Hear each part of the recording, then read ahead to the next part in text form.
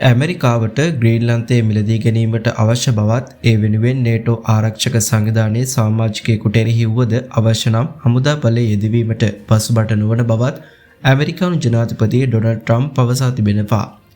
Nobel සාපතයාගේ නොලැබුණු පසුබිමක සාමය ගැන පමණක් සිතීමට තමා බැදී නොමැති බව ට්‍රම්ප් ජනාධිපතිවරයා වැඩිදුරටත් පවසා ඇති බවයි විදේශ මාධ්‍ය පවසන්නේ.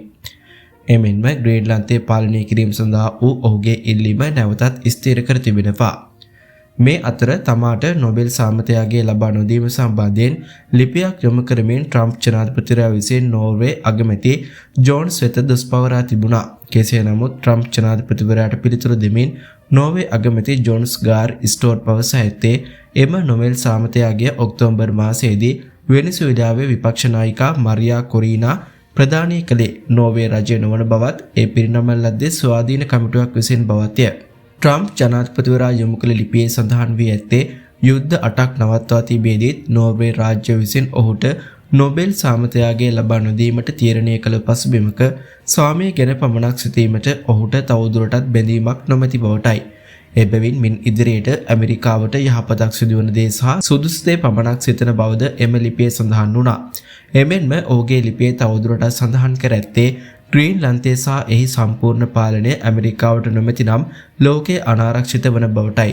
ජනාකීර්ණ නොවන නමුත් සම්පත් වලින් පොහොසත් ආක්ටික් සාගර කලාපය මිසයිල් ප්‍රහාරවලදී පූර්ව අනතුරු ඇඟවීමේ පද්ධති සහ කලාපීය යාත්‍රා නිරීක්ෂණය කිරීම සඳහා හොඳින් ස්ථානගතව ඇති ප්‍රදේශයක් බවත් ප්‍රකාශ කළා. මේ අතර ග්‍රීන්ලන්තය ආක්‍රමණය කිරීම හේතුවක් ලෙස චීනයේ නම භාවිතා කිරීම ඇමරිකා එක්සත් ජනපදයේ වහා නතර කළ යුතු බව චීනයේ පවසනවා. චීන විදේශ කටයුතු අමාත්‍යාංශයේ මාධ්‍ය ප්‍රකාශක එක්සත් ජනපදයට අනතුරු අංගමින් එම ප්‍රකාශ සිදු කර ඇති බවයි විදේශ මාධ්‍ය වාර්තා කරන්නේ. චීනය තවදුරටත් පවසන්නේ තමන් ආක්ටික් කලාපයේ සිදු කරන ක්‍රියාදාම ජාත්‍යන්තර නීතියට අනුකූලව සිදු කරන බවයි.